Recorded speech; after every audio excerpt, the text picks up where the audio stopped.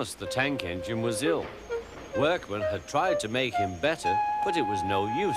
Edward must take you to the works, said the Fat Controller. Thomas felt very miserable. Then the Fat Controller spoke to Duck. I want you to help Percy and Toby while Thomas is away. Duck was delighted. He already knew Percy and soon made friends with Toby and Bertie. Terence the tractor gave him a big welcome too. Take care of Thomas's coaches, he advised.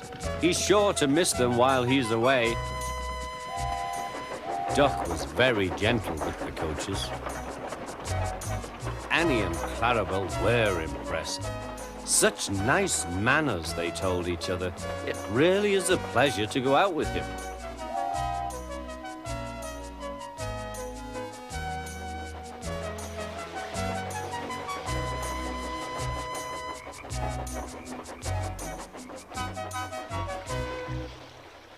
When Thomas came back, Annie and Clarabel told him how well Duck had managed.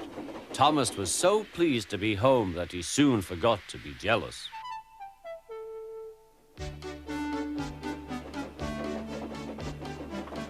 The works had left Thomas's handbrake very stiff.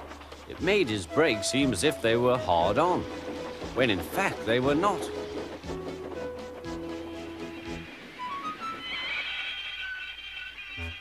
As a result, he and his coaches often overran the platform.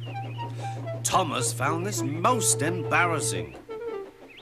Gradually, his driver and fireman learned to be extra careful. But one day, Thomas's fireman was ill, and a relief man took his place.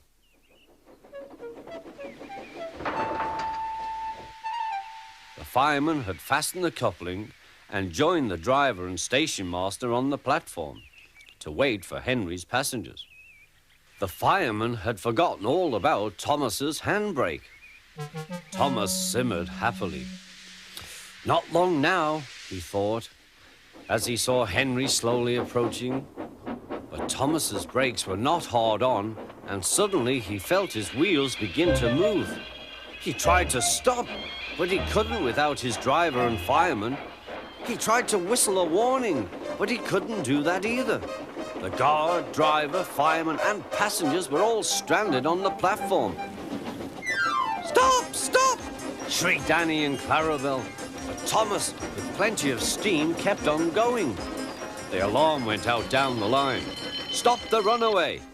There, ready for action, was Harold the helicopter. The inspector had made a plan, and together they took off into the sky.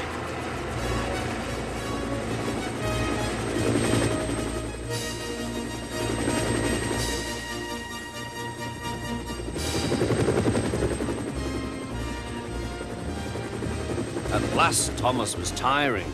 I need to stop, he panted wearily. As they neared the next station, Thomas saw Harold land.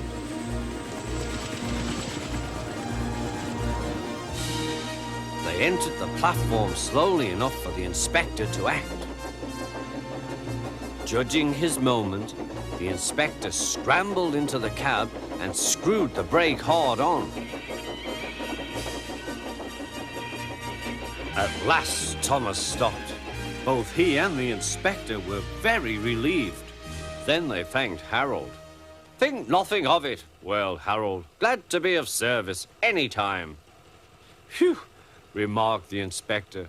We must never let this happen again, Thomas. Wearily, Thomas agreed with him.